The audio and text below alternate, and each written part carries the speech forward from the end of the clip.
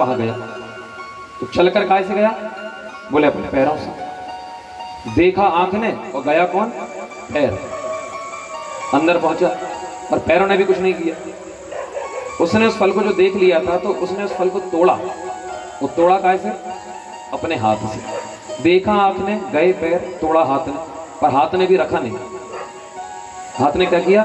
मुंह को दे दिया और मुंह ने उसको खाया। मुंह ने खा लिया पर मुंह ने भी नहीं रखा। चखा किसने? बोले जीव ने। और जीव ने चखा लेकिन रखा नहीं। रखा किसने? कहां गया वो? पेट। देखा आंख ने, गए पैर, तोड़ा हाथ ने, रखा मुख में, लिया जीभ ने और गया कहां? पेट में। लेकिन इतने में आपको माली ने देख लिया। तो माली डंडा लेके आया। डंडा लेके आया तो माली ने डंडा उठाया जोर से और मारा कहां पे? बोले पीठ।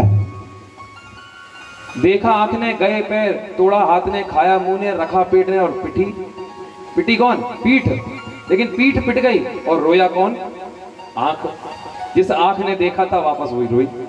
देखा आंख ने, गए पैर, तोड़ा हाथ ने, रखा मुंह ने, खाया मुंह ने, रखा पेट ने, पिटी पीठ और रोई आंख। इसी प्रकार जीव कोई भी कर्म करे भगवान के लिए, वो वापस भगवान उसका फल अवश्य देते हैं। ऐसा होता ही नहीं कि भगवान उसका फल ना दे। भगवान किसी का नहीं रखता। चाहे आप गौ के लिए करें, चाहे मनुष्य के लिए करें, चाहे कोई दान करें। दान से हमको एक बात याद आई, पुरुषोत्तम माह चल रहा है। पूरे महीने कोई ना कोई उत्सव चलते हैं। जैसे हमने आपको दूसरे तीसरे दिन की कथा में बताया था कि जो त्योहार पूरे साल में पड़ते हैं हमारे हिंदू धर्म में, वो सारे त्योहार केवल पुरुषोत्तम महीने में, पूरे महीने में पड़ जाते हैं। ये ऐसी पुरुषोत्तम माह की महिमा है। इसी पुरुषोत्तम माह में दान की इतनी महिमा है। दान तो कभी कीजिए, बहुत महिमा है। लेकिन दान की, चाहे श्रम दान हो, अपने पास पैसा नहीं, अनाज नहीं, कुछ नहीं है तो कहीं जाके सेवा का दान कर दीजिए, ये भी दान है। जानते हैं, आपने कभी सोचा है कि हम जो दान कर रहे हैं उसका हो क्या रहा है? ये जो कहावत है कि 1 गुना दान करो तो भगवान करोड़ों गुना लौटाते हैं, तो ये है क्या? तो ध्यान से सुन लीजिए, इस बात को समझ लीजिए। ये आपको बहुत अच्छे से, सरलता से, इससे सरलता से तो फिर कोई समझाएगा ही नहीं, या इस श्लोक के माध्यम से समझ आ सकता है। वाल्मीकि रामायण में एक श्लोक है, तूणय नैक शरा करेण दसधा संधान काले शतम। राम जी जो हैं, जो अपने कंधे पर बाण रखते हैं, तो तरकश टांग के रखते हैं ना राम जी, जिसमें वो बाण रखा जाता है, तरकश।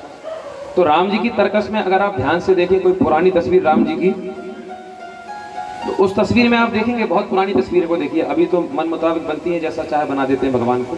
लेकिन जैसा पुराणों में वर्णन है, उसमें ऐसा वर्णन है कि राम जी की जो तरकस है उसमें केवल एक बाण है। एक ही बाण रहा हमेशा और एक ही रहता है। तो बोले इतने सारे दैत्यों को मारते हैं कैसे? तूणे नेक शरा करेण दसधा संधान काले शतम चापे भूत सहस्त्र लक्ष्य गमने कोटिश्च कोटिर वधे अंते अर्व निखरव बाण निकरा सीतापते शोभितम एता बाण पराक्रमस्य महिमा सत्पात्र दानम यथा। क्या अर्थ हुआ इसका? राम जी की तरकस में केवल एक ही बाण है, लेकिन जैसे ही राम जी सोचते हैं कि मुझे बाण चलाना है और अपना हाथ पीछे ले जाते हैं, तो वो बाण हो जाते हैं 10। कितने? जैसे ही उस पर हाथ ले जाते हैं अपना 10 हो जाते हैं। करेण दसधा, और जैसे ही उसको उठा के यहाँ लाते हैं संधान काले शतम, वो 100 हो जाते हैं। बाण एक ही है, लेकिन राम जी हाथ पीछे किया, छुआ तो 100 है। संधान काले शतम, 100 होगा यहाँ पर रखते। चापे भूत सहस्त्र, राम जी ने यूं खींचा तो वो 1000 हो गया। चापे भूत सहस्त्र लक्ष्य गमने, राम जी ने जैसे ही उसको छोड़ा तो वो जो 1000 बाण थे, छूटते ही वो 1 लाख हो गए। और वो 1 लाख बाण जब शत्रु के पास पहुंचे तो कोटिश्च कोटिर वधे, उन बाणों ने करोड़ करोड़ होकर के करोड़ों करोड़ों शत्रुओं को मारा। और उसके बाद भी वो बाण आगे जाता गया। अंते अरब निखरब बाण निकरा, अरब खरब हो गए सब शत्रुओं का संहार करके। बाण वापस घूमता है, घूमकर आता है।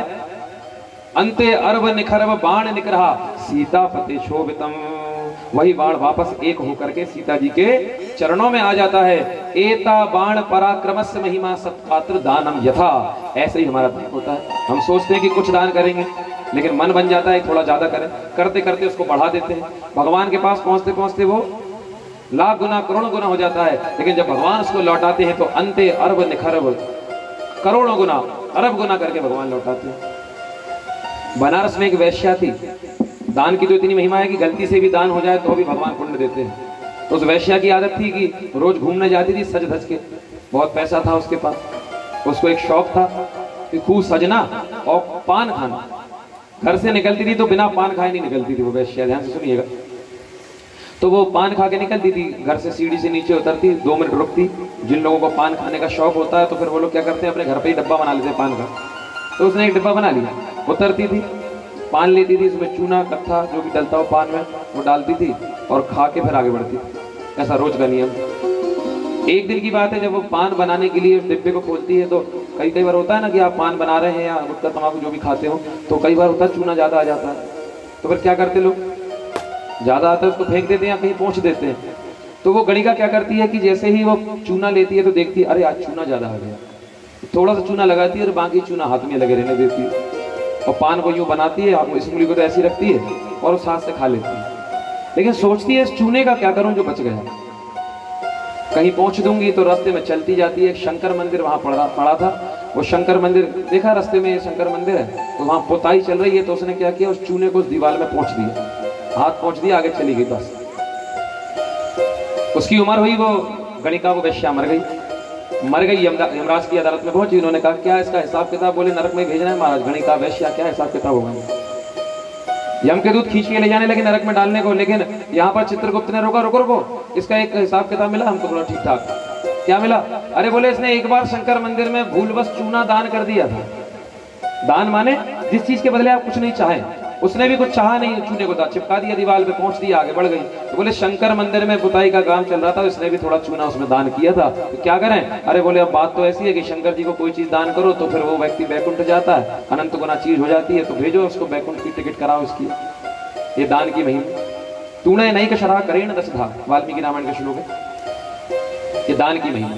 कहने का तात्पर्य भगवान के लिए कुछ किया जाए तो भगवान अनंत गुना देते हैं। यहाँ पर जैसे भगवान नारायण ने श्री कृष्ण का रूप लिया, तो यहाँ उसी लोक में लक्ष्मी जी ने रुक्मणी जी का रूप धारण किया था। नारद जी ने रुक्मणी जी को भगवान श्री कृष्ण के विषय में इतना सुना दिया था कि उन्होंने मन में मान लिया कि मेरे पति तो केवल श्री कृष्ण होंगे, द्वारकाधीश से विवाह करूंगी, नहीं तो विवाह करूंगी ही नहीं।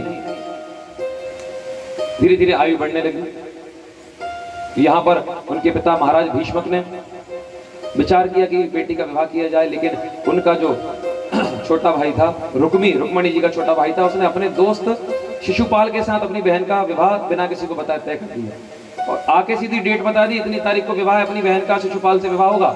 रुक्मणी जी ने सुना, बोले नहीं मैं शिशुपाल से विवाह नहीं करूंगी, मैं तो द्वारकाधीश को पति मान चुकी हूँ, नहीं तो प्राण त्याग दूंगी, क्या करूं।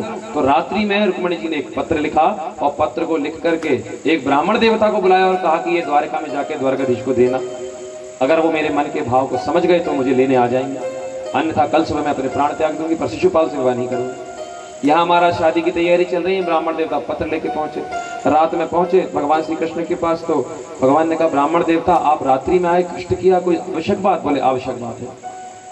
सभा में भगवान बैठे थे, ब्राह्मण देवता ने कहा एक पत्र रुक्मणी जी ने भेजा है। तो यहाँ पर भगवान ने कहा सुनाइए क्या पत्र है। तो ब्राह्मण देवता ने कहा कि पत्र जो है ना वो थोड़ा सा प्राइवेट है, ये रुक्मणी जी और आपके बीच की बात है। तो भगवान ने कहा देखो हमारे राज्य में कोई प्राइवेट नहीं होता, हम तो सब काम बिल्कुल सबके सामने। बोलो क्या है।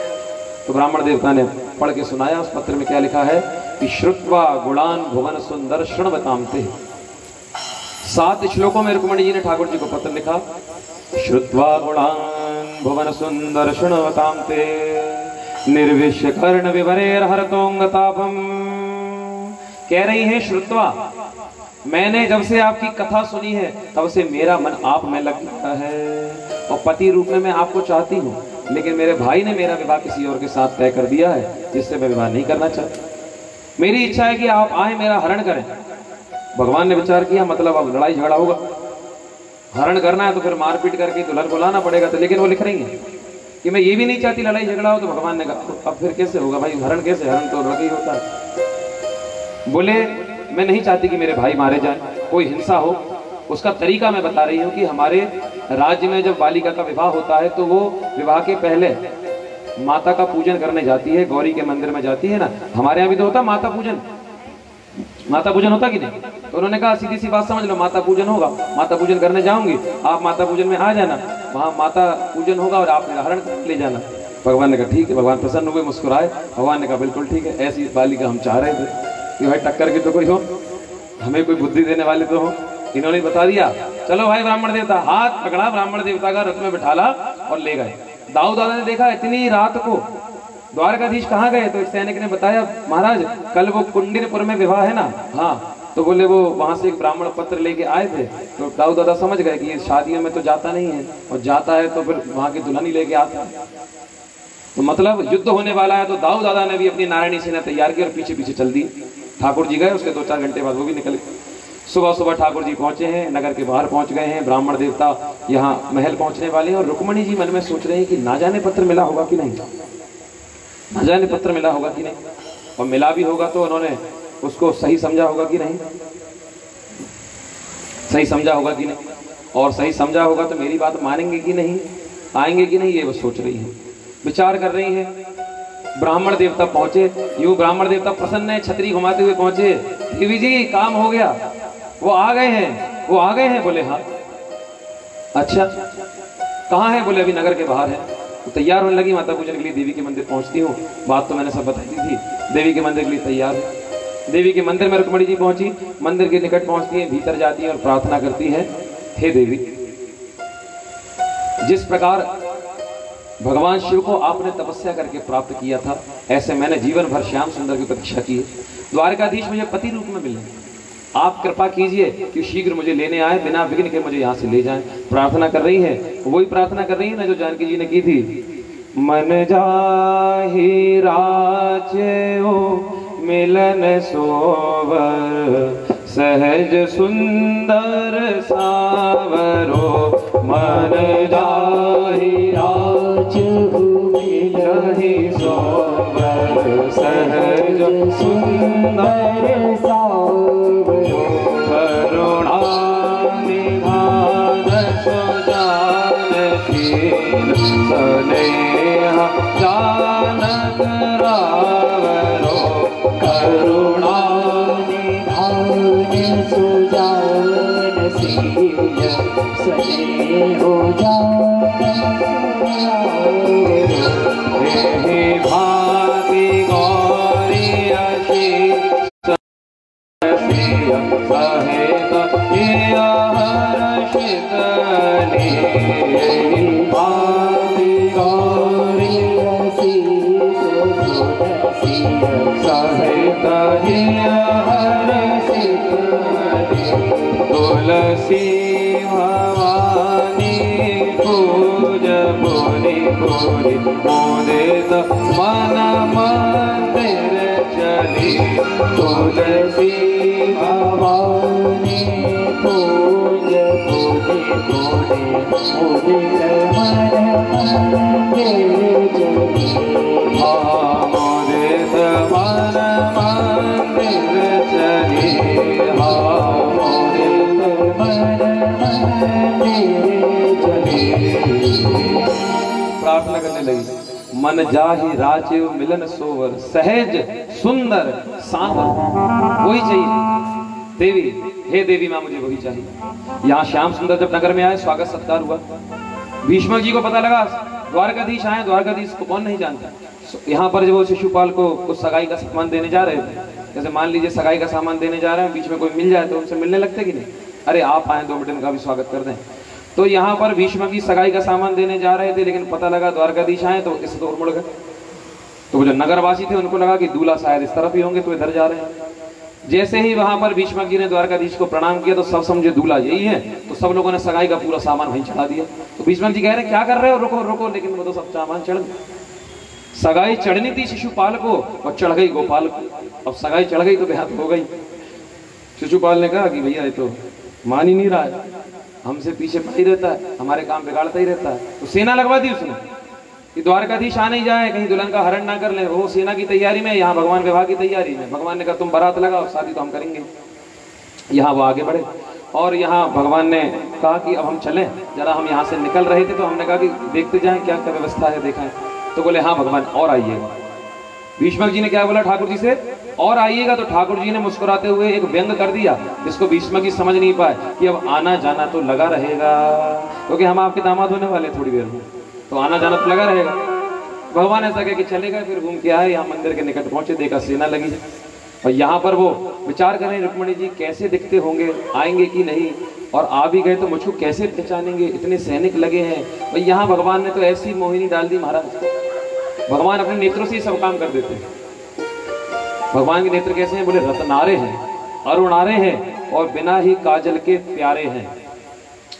रत्नारे श्याम के नैन जादू कर डारो, रत्नारे श्याम के नैन जादू कर डारो, रत्नारे श्याम के नैन जादू कर डारो, रत्नारे श्याम के नैन जादू कर डारो, जादू कर डारो दीवानो कर डारो, जादू कर डारो दीवानो कर डारो, जादू कर डारो दीवानो कर डारो, जादू कर डारो दीवानो कर डारो, लूट लिया सुख चैन जादू कर डारो, लूट लिया सुख चैन जादू कर डारो।